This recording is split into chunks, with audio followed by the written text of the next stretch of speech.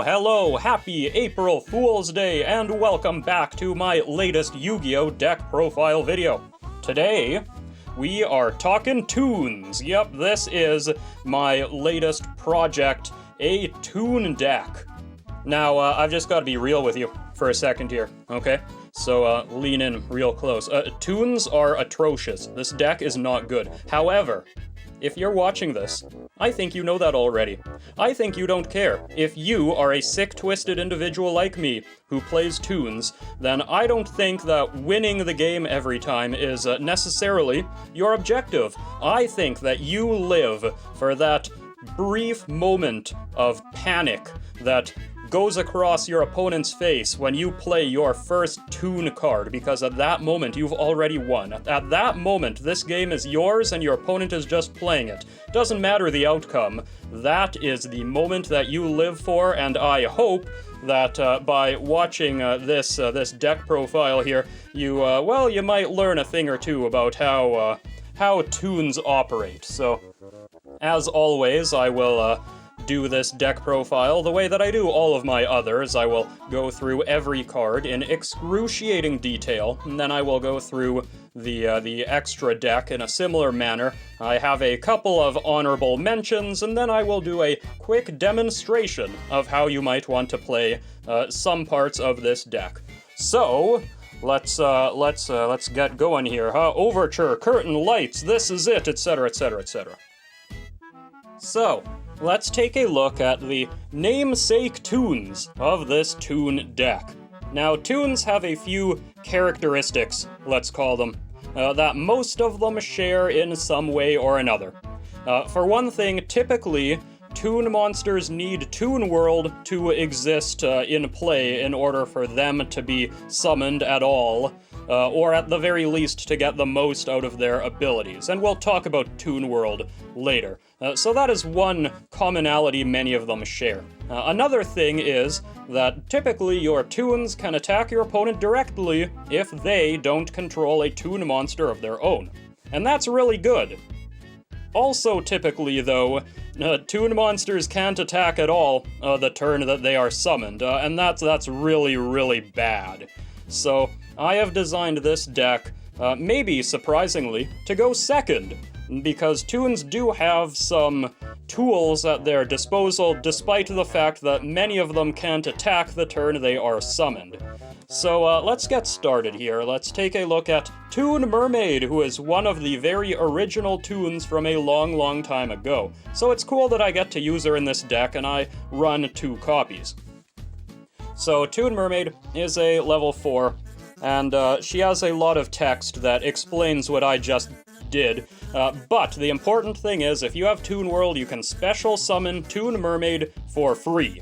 And that's all there is to it. This is a level 4 that you can play for free from your hand, which is useful to fuel other things that you're doing. So yeah, we've got 2 copies of Toon Mermaid.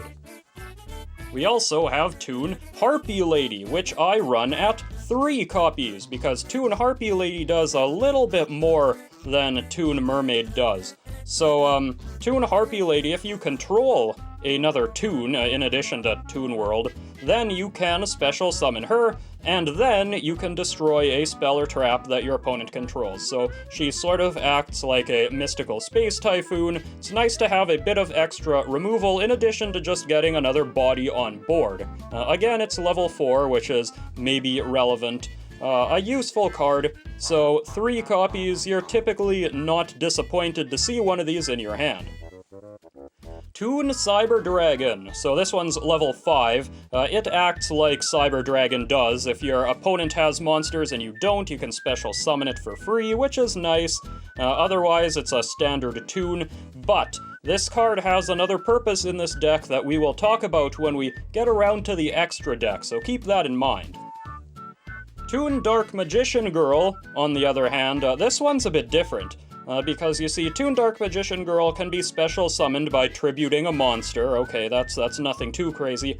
But unlike most other Toons, Toon Dark Magician Girl gets to attack right away. You don't have to wait until next turn, so sometimes you need that 2,000 damage to get through to do, to win the game, right? Because you're going second and you want to OTK the opponent. So that is what Toon Dark Magician Girl is all about. Now, I know I joke about Toons being terrible, but they can win. Never underestimate a bad deck that can still win. Because if you do underestimate it, then you're gonna lose to it, so keep that in mind. Red Eyes Toon Dragon here. This is an important one, so I run 2 copies of this one. Level 7 is pretty big. It can't attack the turn it's summoned. Yeah, we know this. But what it does is it can just special summon a Toon monster from your hand as its effect. So this is a great way to get some of your bigger Toons from your hand into play without really needing to, without needing to think about it. You ignore these summoning conditions too, by the way. Some of them have special conditions, but I guess Red Eyes can just get around that. So yeah, 2 copies of Red Eyes. And Toon Dark Magician, another big level 7 that also unfortunately can't attack the turn it comes into play. But we've got 2 copies of this one because Toon Dark Magician is one of the closest cards in this deck to being good. So what it does is on your turn, you can discard a Toon card from your hand. Note it has to be a Toon card, which is relevant actually. But then you do one of 2 things. You can either special summon a Toon from your deck, or you can add a Toon spell or trap from your deck to your hand. So Toon Dark Magician kind of gets the ball rolling with other things. It's kind of a combo piece, really. It's nice to be able to search for things. So yeah, we've got 2 copies of this. You typically want to play Toon Dark Magician if you can. Toon Barrel Dragon, I mean, I've got to use Barrel Dragon in some way, right? If there's a Toon Barrel Dragon, I need to use it. I'm only using the 1 copy. It is level 7, which is relevant. That's why I'm using it, actually. Otherwise, it just has the Barrel Dragon effect. You can flip 3 coins, and if at least 2 of them are heads, you destroy a card on the field. So it's nice to get a bit of incidental removal in there sometimes. Otherwise, 2600 attack is kind of big, so if it survives a turn, then you can use it to attack. Hooray! And finally, we've got Toon Black Luster Soldier. Like Toon Dark Magician, this is about as close to a good card as this deck's gonna get. So we've got 2 copies of these. It's level 8, it's big. It kind of fakes being a ritual monster, because to special summon it, you need to tribute Toon monsters from your hand or field whose levels equal 8 or more, so that's kind of funny. Or you can just cheat it into play with Dark Magician or Red Eyes. But if you control Toon World and your opponent has no Toon monsters, it attacks directly, which is nice. And if you control Toon World, you can target 1 card on the field and banish it, but then it gives up its attack, which is a real shame. But the important thing is, this card doesn't have to wait to attack. Just like Toon Dark Magician Girl, this can come into play and attack your opponent directly for 3,000 damage right off the bat. So if you're looking for those OTKs, well, this is a great way to get there. Mind you, something you can do, because it is level 8, if you have a Toon Blackluster Soldier in play, you can banish something, and then tribute it to play the next one and attack with it. That is something that you can do if you have both of them, and you really want to use that banishing effect. Otherwise, it's usually just used for the direct attacking. Besides hand traps, there is one more non-Toon monster in this deck, and that is the Black Stone of Legend, which is a level 1 dragon that works with Red Eyes. So something really cool that Toons can do, and we'll see it later with Cyber Dragon as well, is it can kind of piggyback off of the support that other archetypes get every once in a while, not all of it. But that's kind of neat, and it makes the deck really fun to mess around with. But what it does, you tribute to this card, rather, to special summon a level 7 or lower Red Eyes monster from your deck. So if you have this in your opening hand, normal summon it, tribute it, you get your Red Eyes Toon Dragon right away, who can then special summon something else. And you can target a level 7 or lower red eyes in your graveyard, shuffle it into the deck, and if you do add this card from the deck to your hand, you can only use one of these effects per turn. So yeah, don't trip yourself up by doing that. But it is nice to be able to recycle your red eyes Toon Dragons as well. You could run this at 3, it's a great consistency piece, but there is so much stuff in this deck to make it more consistent. And even then, sometimes it's not consistent. But there's so many consistency pieces that I really have difficulty finding room in the deck for all of them. So 2 copies of this has been enough for me. If you want to run 3, then go ahead, but I think 2 is usually fine. And speaking of having no room for other cards, my pile of hand traps is quite small compared to other decks.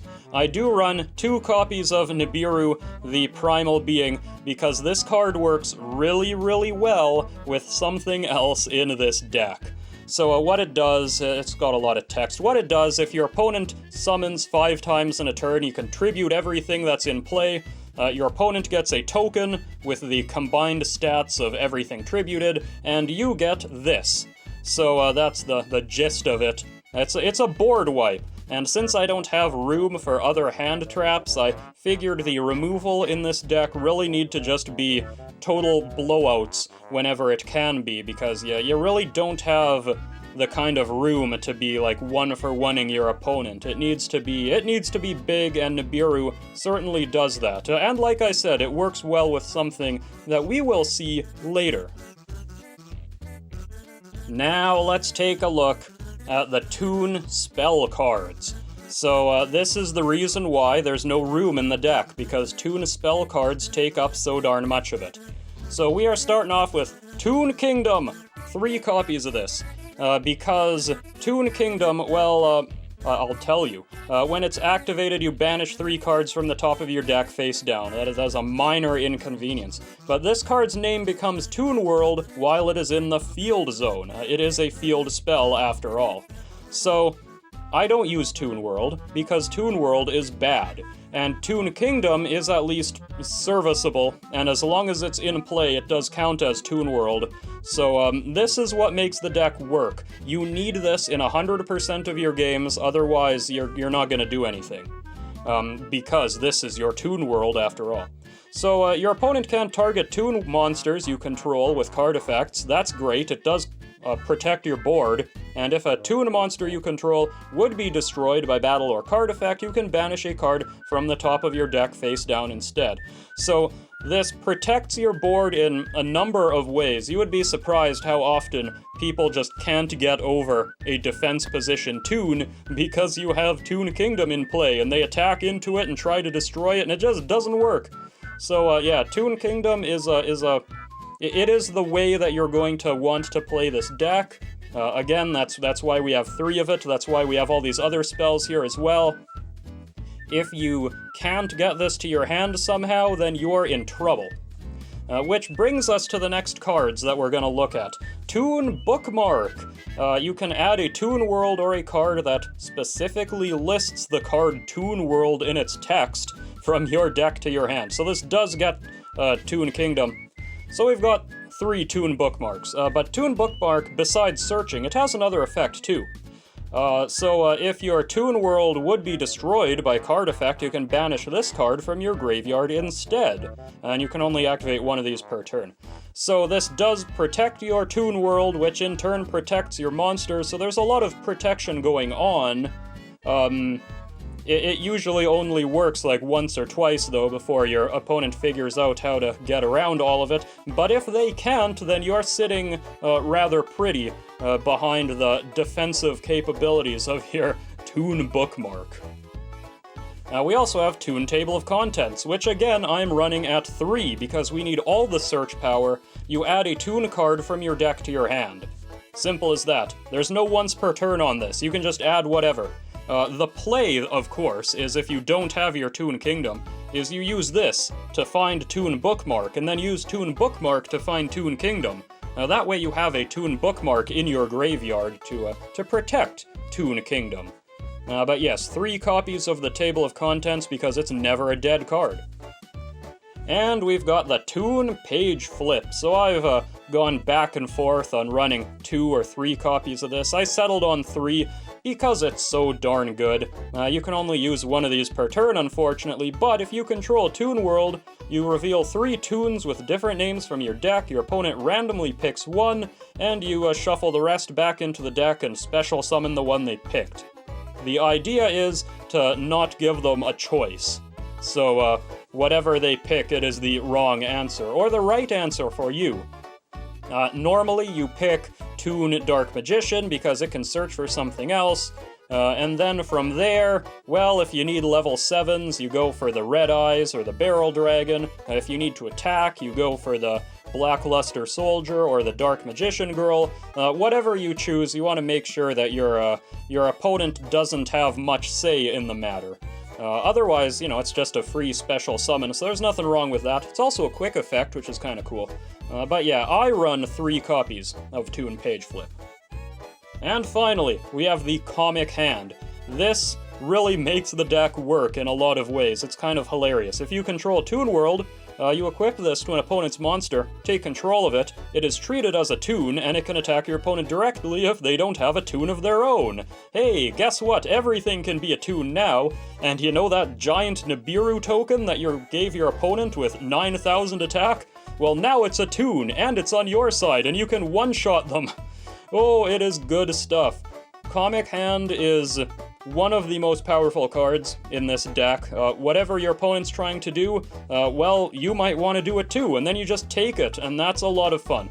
And there's a number of ways to take your opponent's cards in this deck, but Comic Hand, at least you can search it with Toon Bookmark. Not with Toon Dark Magician, unfortunately, so keep that in mind. But yeah, we've got 2 copies of Comic Hand. I guess you could run 3 if you wanted, but I've always been quite successful with only the 2.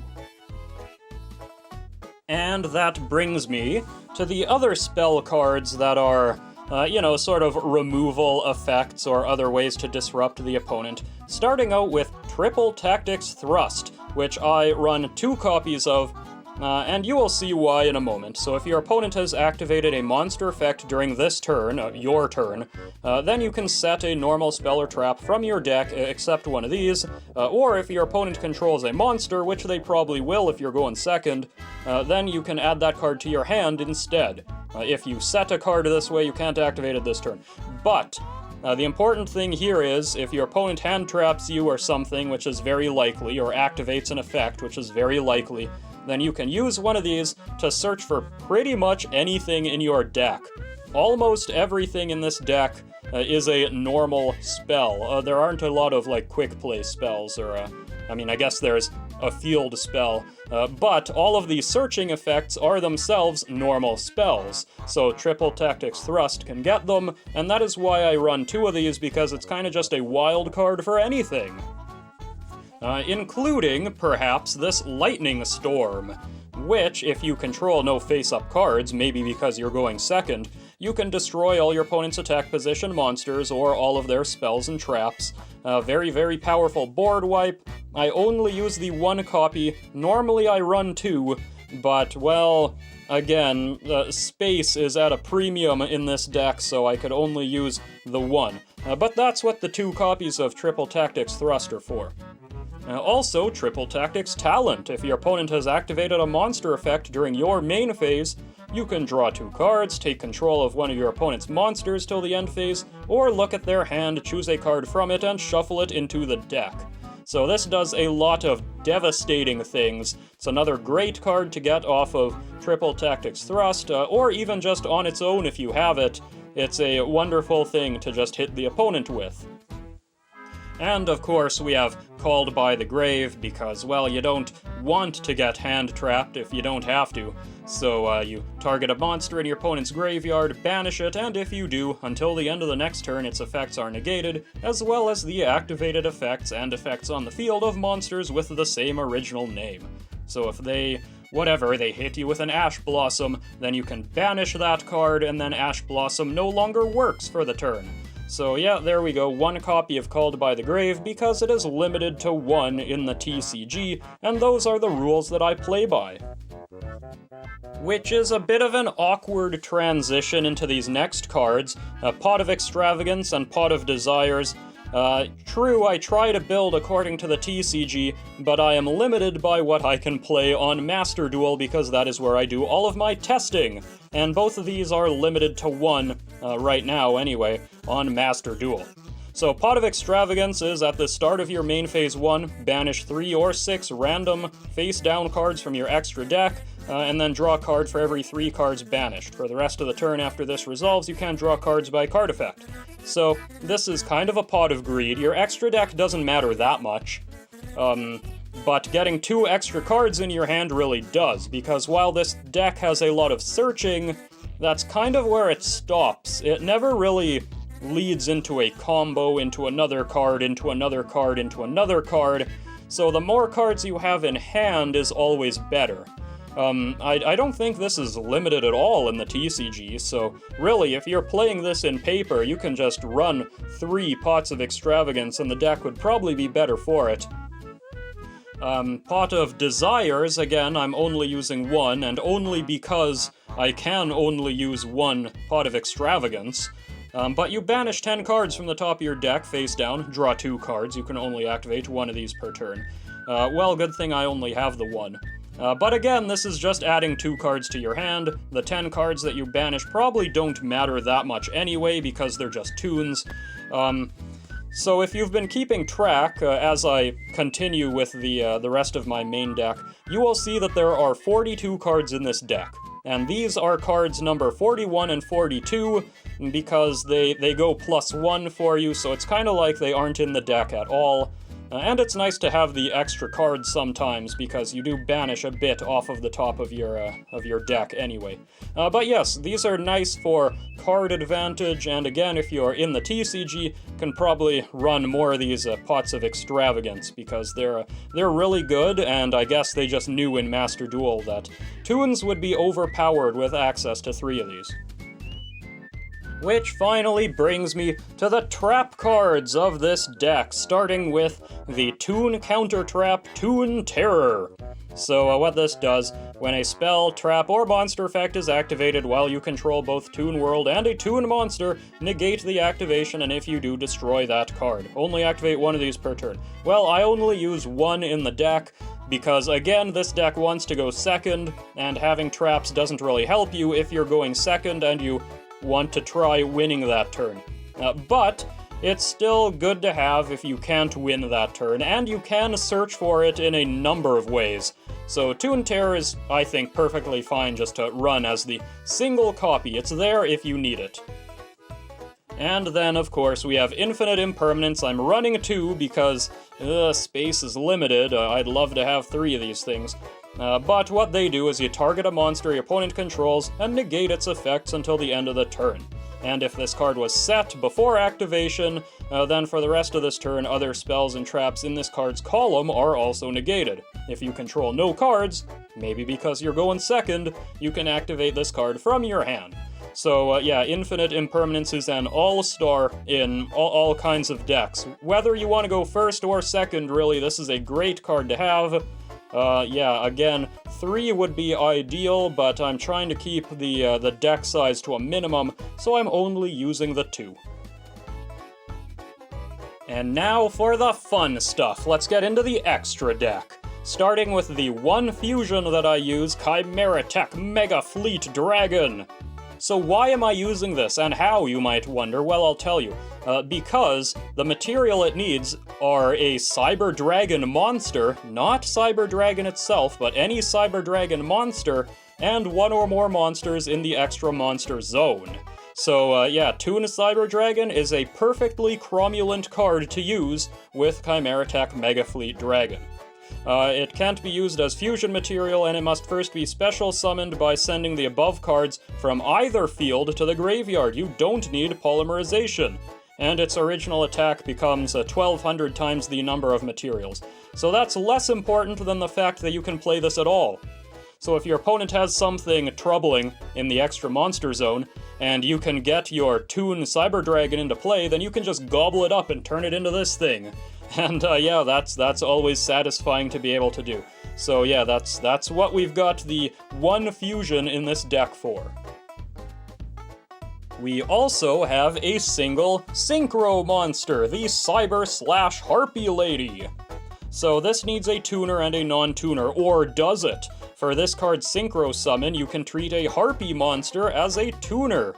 And its name becomes Harpy Lady while on the field, okay? When a spell or trap, card or effect is activated, quick effect, you can target a monster your opponent controls, or a Harpy monster you control, and return it to the hand. So, Cyber/Harpy Lady is level 8.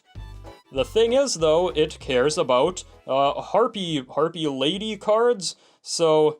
no, just Harpy monsters, never mind, it doesn't matter. Toon Harpy Lady works perfectly fine as a Harpy monster. That means you can treat it as a tuner, and use it with another level 4, like maybe Toon Mermaid, and you can play this thing.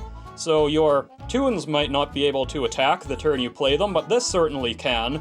And it's 2600 attack, which is pretty big, and it can bounce things to the opponent's hand, which is a nifty ability to have. If you end your board on this and pass to the opponent, that's not the worst thing, right? So it is kind of useful to be able to go into this if you need to.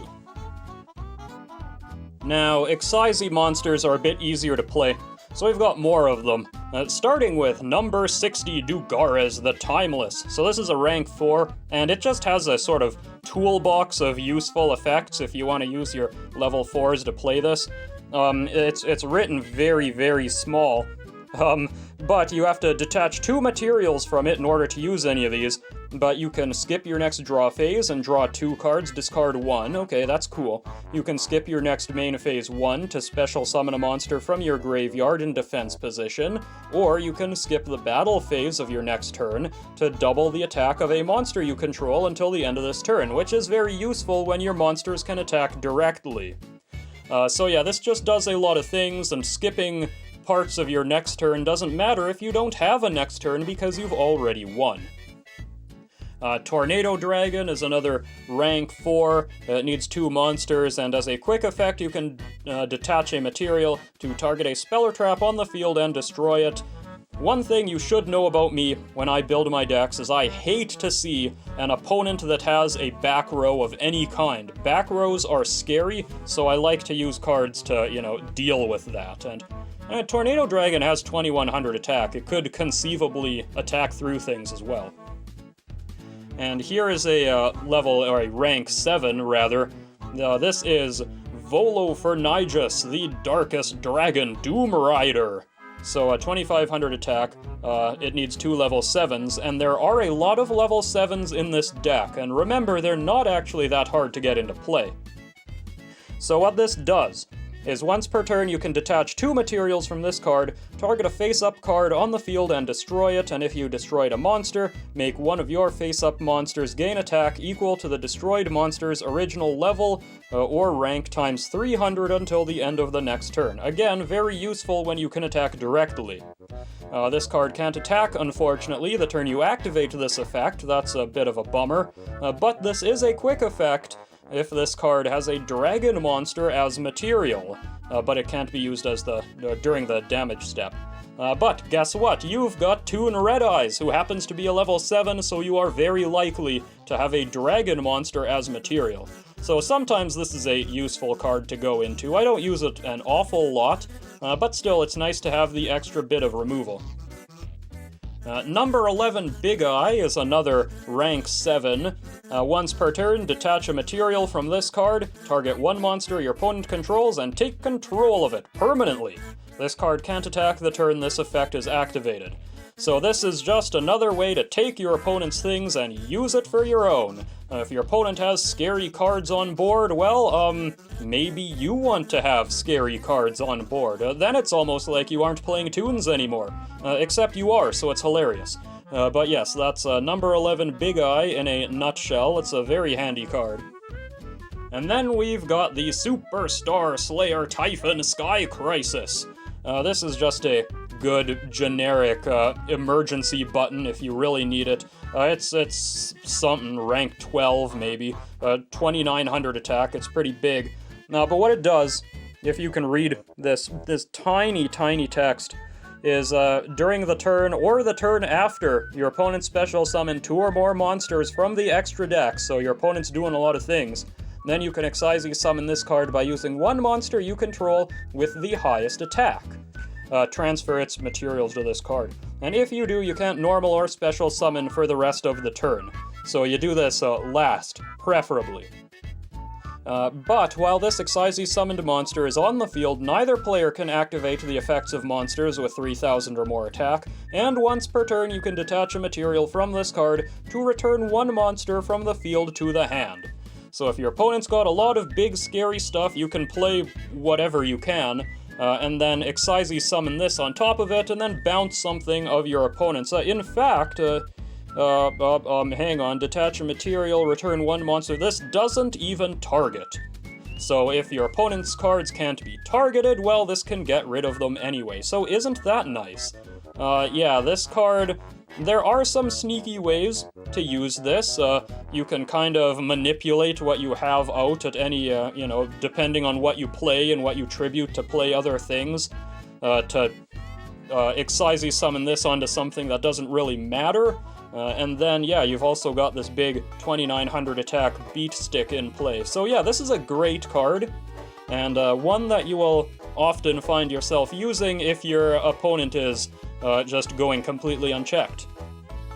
And then, naturally, we have the Divine Arsenal AA Zeus Sky Thunder, which is once again rank 12, but that doesn't matter, 3,000 attack. So if an Excisee monster of yours battled this turn, you can Excisee summon this by using that monster as material. So whatever, if any of your other Excisee monsters has attacked, you can just play this directly over it. And as a quick effect, detach 2 materials from this card, send all other cards on the field to the graveyard. And if another card you control is destroyed by battle or card effect, you can attach 1 card from your hand deck or extra deck to this card as material. So that doesn't happen often, because usually wiping the board is, a good thing for you to do and will put you that much closer to winning. The thing you do need to remember, of course, about this card, in this deck specifically, is that a lot of your Excisee monsters need to remove 2 materials at once in order to use their abilities, and, well, a Zeus with only 1 material is not a very happy Zeus. So, yeah, just remember that before you special summon this thing. And to finish off the extra deck, we have the Link monsters, which again are very easy to play in this deck because you have access to so many special summons. So IP Masquerena here is just a classic sort of generic Link monster. During your opponent's main phase, quick effect, you can immediately after this effect resolves, Link summon a Link monster using materials you control, including this card. And a Link monster that used this card as material can't be destroyed by your opponent's card effect. So this is a Link 2. So if you can end the turn with this in play and something else, then on your opponent's turn you can link them together and maybe wreak a bit of havoc. It is a good trick to know.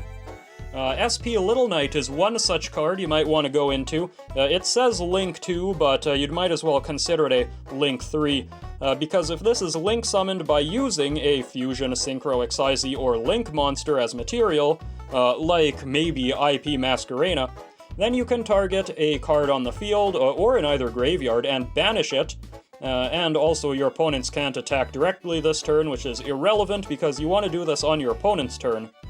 But when your opponent activates a card or effect, here's another quick effect, you can target 2 face-up monsters on the field, including a monster you control, and banish both until the end phase. So this is just a real headache for your opponent to deal with. It banishes something, it bounces something for a turn, so it's a great card to go into off of IP Masquerena, just to do a bit of damage. And then we've got the Nightmare Phoenix, which has a whole bunch of irrelevant text. It's a Link 2. The important thing is that when you Link summon this card, you discard a card, then target a spell or trap your opponent controls and destroy it. So this is just another way to get rid of your opponent's pesky back row cards.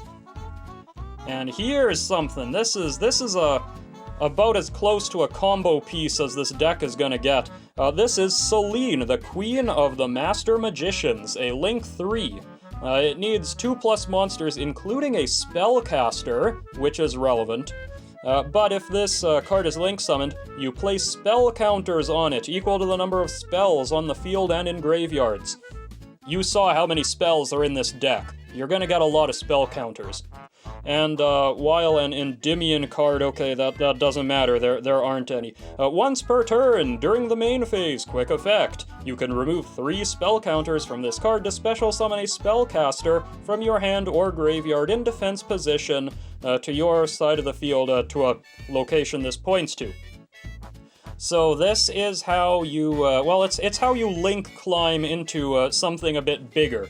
Which we see right here. This is Access Code Talker, Link 4, and this is the big finisher as far as Link monsters go in this deck. So, your opponent can't activate card or effect in response to this card's effect activations, alright. If this card is Link summoned, target a Link monster that was used as material, and this card gains attack equal to its Link rating times 1000. Well, if you used your Celine here as Link material, this is a Link 3, so this thing's gaining 3000 attack just off of that. And you can banish a Link monster from your field or graveyard to destroy a card your opponent controls, and you can keep doing this for different attributes of Link monsters that you use to banish. So this is removal, this is a 5000 attack beater. This is a very viable thing to try to go into if you want to win the game, you know, the object of the game. So you'll often be seeing this Access Code Talker if that is the direction you decide to go. And then to finish this off, we also have Moon of the Closed Heaven, and one other card that goes with it. So this needs 2 monsters. Target a face-up monster your opponent controls that this card points to, and if you Link summon a Link 5 monster using this card you control, you can also use that monster your opponent controls as material. So once again, this is a great way to use your opponent's resources. This is a Link 2. But this is the Link 5 that you're probably going to go into, the Underworld Goddess of the Closed World, which is a great card, because on its own, you can use 1 monster your opponent controls as material to Link summon this 3000 attack Link 5 monster. So if you combine that with your Moon of the Closed Heaven, you are scooping up 2 of your opponent's monsters to play something huge of your own. She also does other things, negate the effects of face-up monsters your opponent currently controls when this card is Link summoned, and this Link summoned card is unaffected by your opponent's activated effects unless they target this card, and once per turn when your opponent activates a card or effect that special summons a monster from the graveyard, you can negate that effect. So it does a number of things. The important thing, though, is that, yeah, it just eats your opponent's cards, and again, no matter how scary they might be, they can always be used as Link material for, you know, your Underworld Goddess here. Now, let's take a look at my honorable mentions. Really, it's just one, but it all relates to this Toon rollback here, which is a fun card. I really like this card, actually. You target a Toon monster you control, it can make a second attack during each battle phase this turn, which is a lot of fun. It's cool. But the thing about this card is that it will either win you the game, or it will do nothing. And more often than not, it will do nothing. So that's why I'm not actually using it. But it is cool. And I did some thinking, and I thought, if you wanted to use this, how would you? Well, Toon Masked Sorcerer is a great target, because when it attacks, you draw a card. So if you attack twice, you draw 2 cards. Hey, that's pretty awesome. And Toon Gemini Elf is another great target. Because when it attacks your opponent, they have to discard a card, and if it attacks twice, they discard 2 cards. Hey! Unfortunately, these are, you know, Toons, so they have to wait a turn before they attack. Your opponent sees this coming a mile away. This isn't even a quick play. So, yeah, this isn't good. It's cool and fun, and maybe if you're not really in a competitive environment, this is something that you could do for a bit of added value to your deck. But unfortunately, it just wasn't quite good enough for the environment in which I was playing this deck. Alright, so let's move on to the gameplay portion of this video. Now, we've already talked about a couple sort of smaller combos in this deck, right? We talked about using Toon Table of Contents to go into Toon Bookmark, to go into your Toon Kingdom. That way you have Toon Kingdom in play, and you have the bookmark in your graveyard to protect it. I mean, that's just the best way to do it.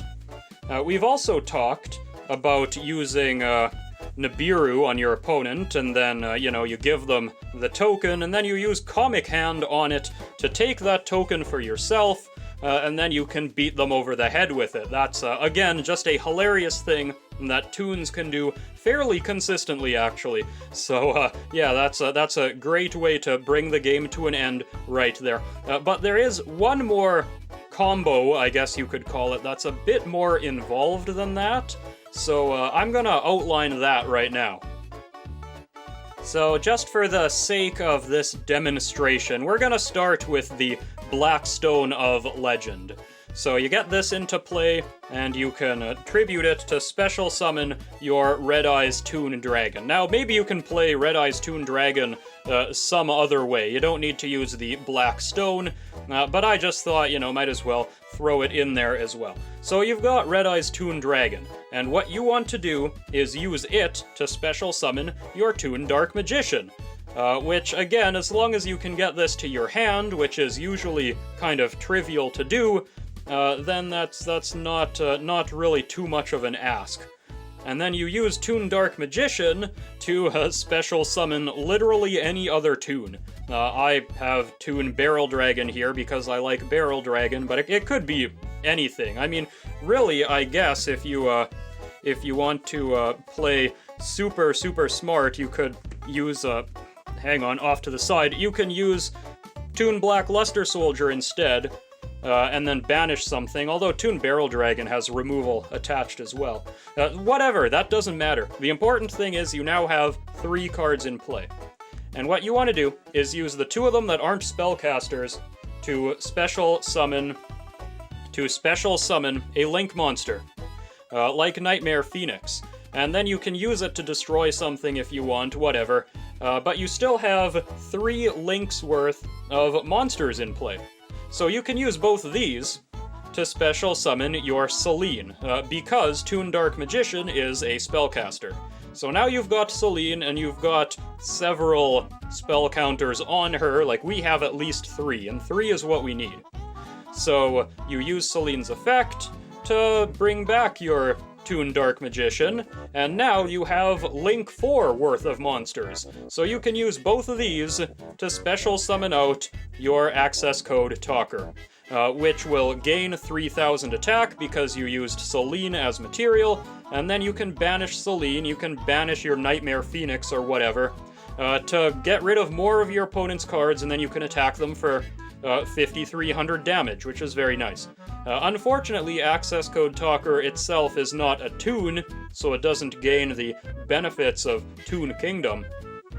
But still, 5,300 attack is nothing to sneeze at, and if you maybe have something else in play, I guess it's in theory possible to have Toon Black Luster Soldier as well, maybe, then yeah, you can just attack through with all of this, and that's 8,000 damage right there. So that is why I built this deck to go second, because otherwise you're just sitting on cards that don't really have any sort of negation or hindering effects, and your opponent will easily be able to plow through them, but Toons play by their own rules sometimes, and you can often just ignore things that your opponent has in play because your Toon Black Luster Soldier or a Dark Magician Girl, I suppose, they can just attack your opponent directly and do extra damage that way. So it's good to think aggressive if you can. Sometimes it's not possible, but if it's not possible, then you do still have a lot of destructive effects at your disposal as well, so this deck is surprisingly good at dismantling whatever board your opponent might have built. And there you have it. That is my 2025 Toon deck profile video built for the TCG but tested on Master Duel. And you know, I say that this deck is awful and Toons are bad, and that is all true, but I did manage to get to like Platinum 2 rank with this exact deck. So, you know, it's not like it can't win, right? If you really know what you're doing, and you really know how to mess with your opponent properly, this deck can actually put up quite a bit of a fight, even against some moderately meta decks. So that's a lot of fun, but I think where this deck would really shine most is in a more casual environment, where you're just sort of playing for fun with silly decks like Toons, because really that's what they're all about. It's just about being silly and stealing your opponent's things and turning them into Toons and attacking your opponent directly and ignoring the rules because you're playing Toons. That's what it's all about, and it is a great joy just to be able to use some of this stuff. And again, if you're playing Toons, your opponent is not going to expect it. They probably won't know what half of these cards do, and they will be attacking fruitlessly into your monsters, kept safe by Toon Kingdom, and they simply won't be able to stop them. The Toons are far too strong in that regard. But this will bring me to the end of this deck profile, and I do hope that you enjoyed it. And if you did, then please leave a like, a comment, subscribe. Happy April Fool's Day, and I do hope that you'll join me again next time for whatever deck I might be profiling next. Till then, ta-ta. Oh, good heavens, look! We got a collector's rare. Excuse me a moment. Oh, hello! I like it, I do. I was worried for a second that this box was going to be suboptimal. Oh, goodness, that is a pull right there. Let's find out. Oh boy.